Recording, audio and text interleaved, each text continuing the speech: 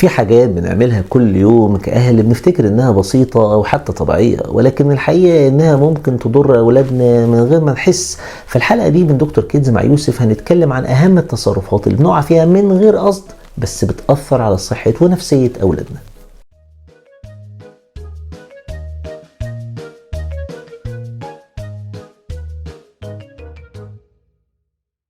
رقم 1، هز الطفل لما يعيط. بعض الاهالي لما طفلهم الرضيع بيعيط بيهزوه جامد عشان يسكت. ده ممكن يعمل حاجة خطيرة جدا اسمها متلازمة هز الرضيع، ودي ممكن تسبب نزيف في المخ او تلف دائم في الدماغ. الافضل هو طبطبة خفيفة، صوت هادي، حضن دافي من غير هز عنيف. نمرة 2، المقارنة بغيره. بص ابن خالتك بيتكلم احسن منك، بص مش عارف مين عمل ايه. المقارنات دي بتكسر ثقة الطفل بنفسه وبتخليه يحس انه مش كفاية. شجعوا ابنكم حسب قدراته واحتفلوا باي تطور مهما كان بسيط. 3، التهديد والتخويف. لو ما نمتش هجيب لك مش عارف ايه، لو ما عملتش كذا مش هجيب لك كذا. التهديد ده بيخلق خوف دائم من النوم، من الدكاترة، حتى من الاكل. بدل التهديد استخدموا التحفيز. لو خلصت اكلك نلعب سوا.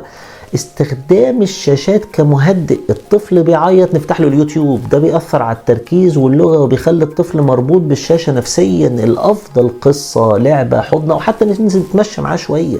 رقم 5، تجاهل مشاعر الطفل أو السخرية منها. ما تعيطش على الحاجات التافهة دي، ده بيخلي الطفل يكبت مشاعره ويخاف يعبر عنها. بدل كده اسمعي له وقولي له أنا فاهمة إنك زعلان، تحب تحكي لي. التدخين حوالين الطفل حتى لو ما بتدخنش قدامه. الدخان اللي بيفضل في الهدوم والشعر ده بيسمى التدخين السلبي الغير مباشر، وده ممكن يزود فرص الإصابة بالتهابات صدرية، ربو وحساسية، خصوصا عند الأطفال الرضع. الأفضل ما يكونش في أي تدخين جوه البيت أو العربية نهائي. نمرة 7، إدخال الأكل قبل ميعاده أو أكل غير مناسب. في أهل بيبدأوا بالأكل قبل الشهر الرابع أو بأطعمة تقيلة زي العسل أو اللبن البقري. ده ممكن يسبب مشاكل في الهضم أو حساسية أو حتى تسمم غذائي. الأفضل نبدأ الأكل في عمر 6 شهور وبأنواع مناسبة لعمر الطفل وتحت إشراف الطبيب. استخدام العقاب البدني حتى لو بسيط، ضربته بس على إيده عشان يتعلم. الضرب حتى لو خفيف بيكسر ثقة الطفل وبيعلم الطفل إن العنف هو وسيلة عادية للتعامل. التربية مش بالضرب بس بالتوجيه والحدود الواضحة والحوار. نمرة 9، ودي هتستغربوا منها قوي، المبالغة في الحماية الزيادة او الاوفر بروتكشن. الطفل ما بيجربش اي حاجة، كل حاجة بتتعمل له، ممنوع يجرب، ممنوع يغلط. ده بيأثر على استقلالية الطفل وثقته في نفسه وقدرته لما يكبر على انه يتخذ قرار.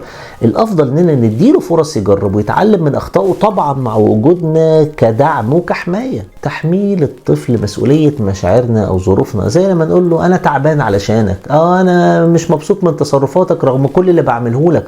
ده بيخلي الطفل يحس بالذنب من غير ما يفهم ليه، وده عبء نفسي كبير عليه. بدل كده نفرق بين مشاعرنا وبين سلوك الطفل ونعلمه يعبر عن نفسه من غير ما يشيل ذنب مش بتاعه اصلا. كلنا بنغلط، والتربية مش امتحان لازم ننجح فيه من اول مرة. كل تصرف من اللي اتكلمت عنهم لو غيرناه ممكن يفرق فرق كبير في نفسية وسلامة اولادنا. ما تنسوش تعملوا لايك للحلقة لو عجبتكم، وتشيروا الحلقة دي مع اي اب وام علشان الوعي ده ينتشر ونربي جيل جديد سليم ومبسوط. أنا دكتور يوسف ودي قناة دكتور كيدز. أشوفكم على خير.